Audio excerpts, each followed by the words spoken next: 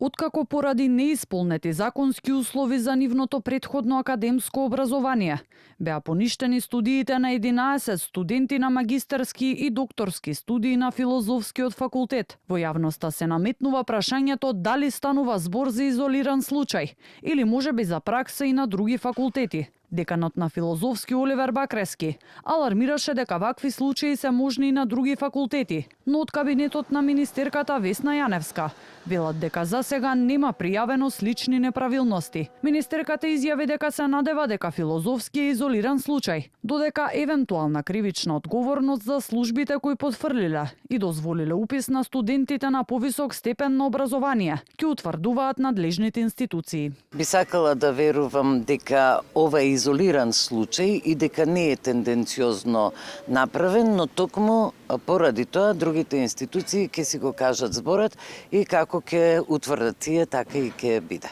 Покрај овие 11 случаи се разгледува и статусот на уште 8 на кои веќе се стекнале со магистарска титула на истиот факултет, а имаат завршено стручни студии.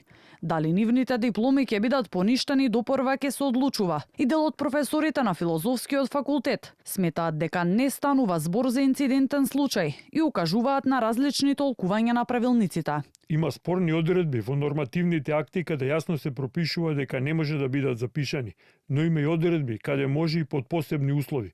Инспекторатот постапи, но постапката не е завршена. И не е само на Филозофски факултет. Напиша професорот Горан Ајдински на Фејсбук, додека неговата колешка професорката Маја Геровска-Митев напиша: студентите имале комплетирано образование кое се барало. Факултетот постапил согласно постоечките правилници. Потребно е време да се разреши ситуацијата во најдобар интерес на студентите. Деканот Оливер Бакрески уверува дека на студентите на кои им се поништени студиите ќе им бидат вратени средствата, додека според информациите, дел од нив за случајот веќе повеле правна постапка.